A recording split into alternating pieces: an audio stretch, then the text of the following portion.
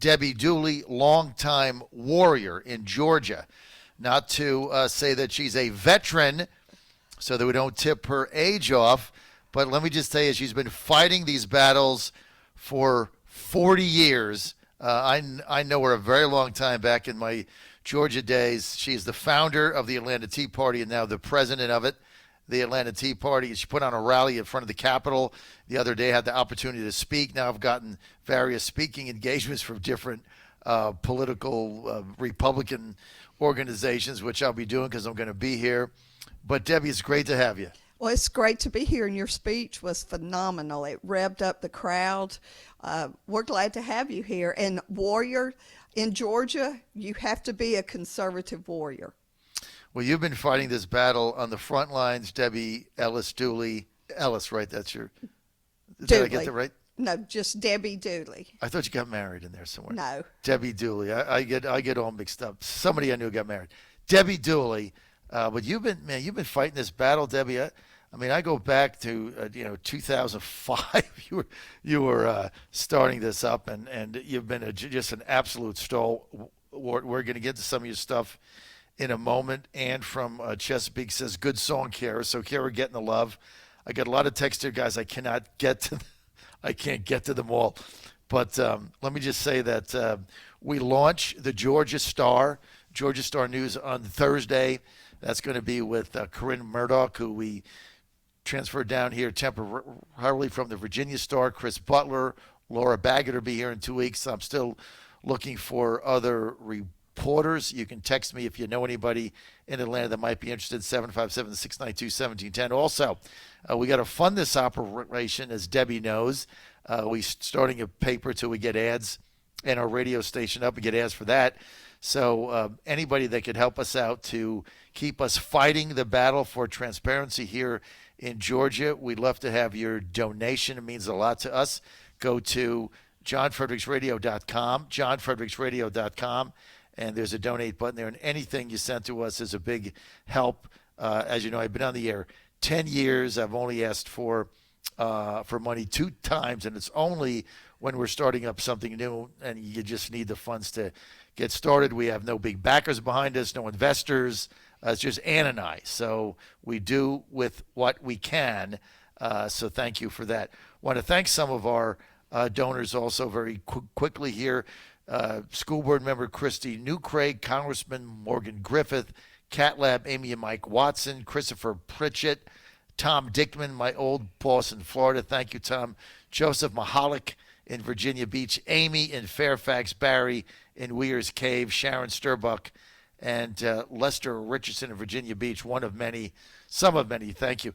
Debbie, let's get to this fight here. And you just heard Lynn Wood basically beside himself that Brian Kemp, the governor, who's only the governor because of Trump, will not call a special session. What is up with this? I think Brian Kemp is a wimp, and even on the campaign trail, Brian Kemp, the only time he really campaigned for President Trump was when President Trump was here in Georgia.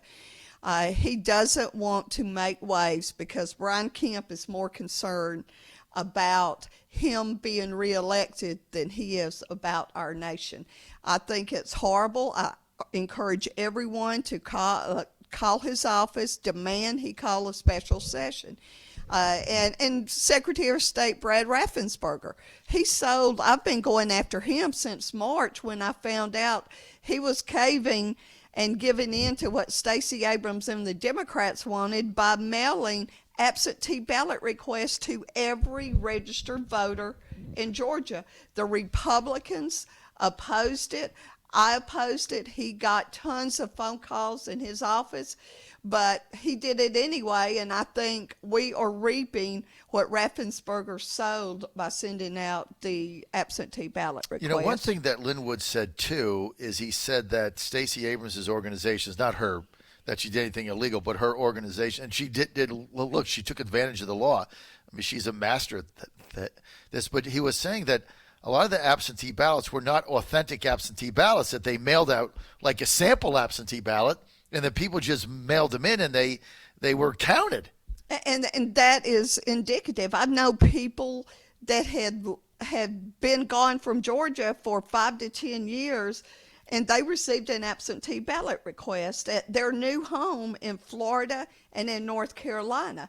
It is ripe for fraud. And this is something else the Secretary of State Raffesnberger did too. These ballot drop boxes, so under Georgia law, you're supposed to drop it in the mail or have someone that resides with you or a family member take it to the election board office to actually, to make sure you don't have a lot of people out harvesting these absentee ballots. Well, Raffensperger said, well, we're going to put drop boxes throughout the county where people can just go when they want to and drop their absentee ballot request off. In Fulton County, he put 55. In Gwinnett County, it was pretty close to 55 as well. And a lot of folks have tried to get video because these drop boxes were supposed to be audited by video 24/7. And the counties want to charge $15,000 just to obtain the video. And he failed us and caved on so many areas. Here's something else I found out about Dominion. We've been told for years, the Dominion software. The Dominion software and the voting machines. We've been told for years that, you can't hack into voting machines because they don't have access to the internet. Folks from outside the internet can't have access to them. On Election Day, Spalding County in Georgia reported that voting machines were malfunctioning at all 18 of their precincts. They called Dominion, their software. Dominion told the election supervisor, well, we had a software update the night before, and that's why they're malfunctioning now. Well, Dominion is in CYA mode because they are now saying, we misspoke. We really didn't mean that. Do not think for a moment that they did not hack into the election. And these election boards that are telling you and people that are saying, well, they have no access to the internet. Well, if that's the case, how is Dominion able to do an update even though they're backtracking on it now? Yeah, you can't do an update if you don't have access to the internet. Right. So that makes no sense. Look, this whole thing, it didn't seem right to me. And just the biggest flag to me was the 23,000 ballots that came in Fulton County, all 23,000 for Joe Biden with no down ticket sections, all on the same ballot. I mean, and I'm going to say this again, Debbie. If I put my cat, Sammy the cat for president on the ballot, he'd have gotten 3%. Nobody gets 100%. Right? I agree. It's impossible. So the odds are infinitesimal that 23,000 people in this drop box voted for Biden. No down ticket votes, no signatures, and they just count them all in the middle of the night. That's why they threw everybody, like Linwood was saying, that's why they threw everybody out at 11 p.m. and said, come back at 9, shut the shades, close the blinds, put a candle on, and continue to count while everybody was out. Absolutely. And you got up that day, and all of a sudden Biden had hundreds of thousands of votes he didn't have at Fulton County. They didn't have when they went to bed. Absolutely correct. And they were able to fine-tune their fraudulent ground game when Georgia Secretary of State Brad Raffensperger mailed out absentee ballot requests to every registered active voter in Georgia for the primaries. Mm-hmm. We opposed it strongly. He heard from activists. He still did it. He is a coward that will not stand up to Stacey Abrams and the Democrats. We have a lot of Republican cowards in Georgia and across this nation that are not standing behind Donald Trump. And if we're going to remember that when they're up for re-election.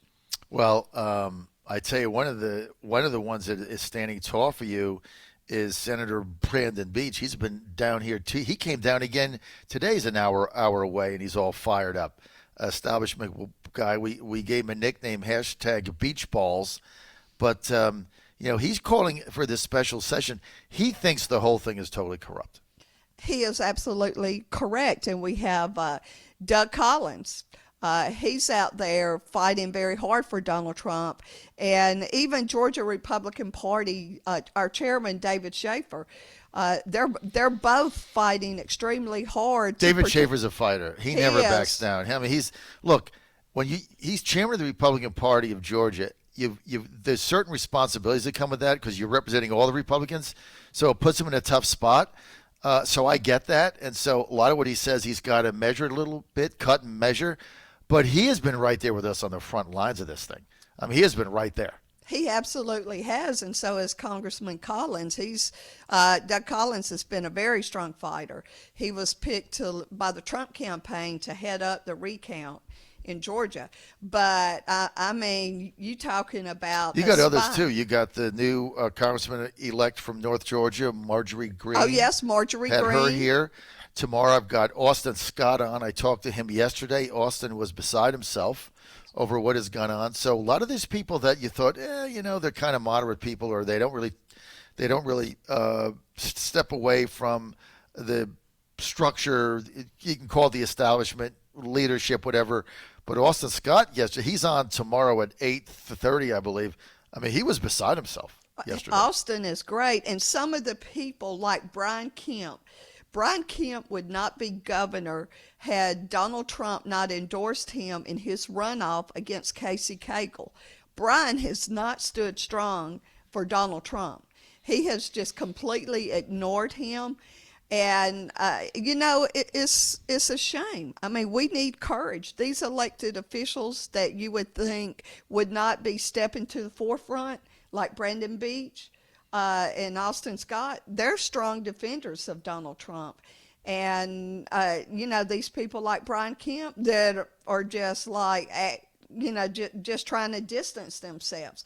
This election, what's going on with this vote steal lets the MAGA nation knows who's really with us and who is just providing lip service to us. We're going to be able to see, because we're not going to stop fighting. We will never stop fighting. We will not go away quietly into the night. We are warriors, and by God, we're going to keep fighting. Well, they want us to go away.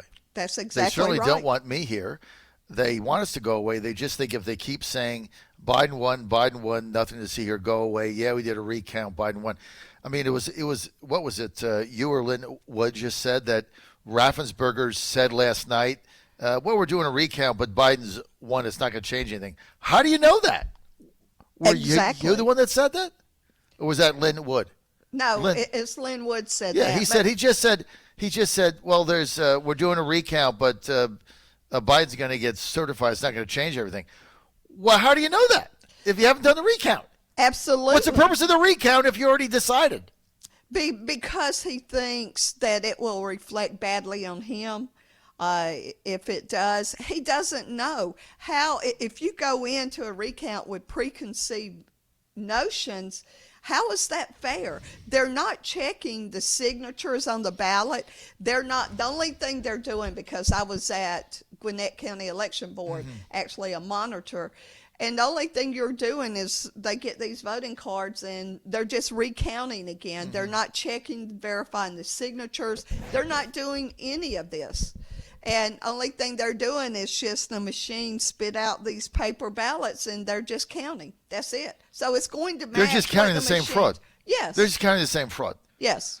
Although Corey Lewandowski said in his hometown, there's 8,000 people voted, and they did a recount, simple recount. 300 ballots went up for the Republicans and 100 went down for the Democrats.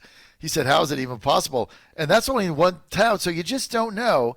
But Randy in Hanover says Raffesnberger has straight up called Doug Collins a liar on Facebook. Get Doug on tomorrow if you can. I'll try to get him. But Raffesnberger calling Collins a liar? Well, Raffesberger is the liar, because what they're trying to do, he's getting his minions out to defend him. They're trying to, they sent out something to the AJC, Greg Bluestein. Somebody had to send it to him that showed, hey, on this court order, well, here's the attorney for an attorney for the Georgia Republican Party that actually signed off on the settlement. What Brad and his minions don't tell you is that attorney Russo that signed off was not representing the Georgia Republican Party. He was representing Brad Raffesnberger. Brad is... Well, it doesn't matter, though, what the attorney said. I mean, both Brandon Beach and Lynn Wood said it doesn't really matter who signed it. It's illegal. It is illegal. It's illegal because Georgia law, the Georgia Constitution, says this can only be decided by the General Assembly. And he said a similar voting change was made. He said Nathan Deal, Republican governor, took it to the General Assembly, took his bill, they voted on it, it passed, done. He said it doesn't matter who signed it. It's illegal. Only the General Assembly, according to Georgia law, can do this. We're with Debbie Dooley. Debbie is a warrior here in Georgia. I know her for many years. She's fought every battle. She is the president and founder of the Atlanta Tea Party, and a really, really tough lady, never backs down. But they don't have the authority, according to both Lynn Wood and Senator Beach, he didn't have the authority to do any of this. He absolutely did not. He actually essentially, the executive branch, which is what he is part of, Raffesnberger, took on the powers of the legislative branch when he agreed to this settlement. It lacked constitutional authority. You know what would be fascinating? What would be fascinating, Debbie, is, and I hope Lynn Wood is right here. He said there's going to be a new election, not for president, but everybody else. It would be fascinating under regular rules, right? Without these phony ballots, a new election. And I think I'm kind of with him. I think there is going to be one. It's going to be rolled out before January 5th. It's going to be a new election. Everybody, it's going to be fascinating to see the outcome of that. It absolutely will. When there's no, fraudulent ballots coming in late, stuffed in a box. It's going to be very, very interesting to see what happens. I think at least one congressional seat changes, and that's the 7th.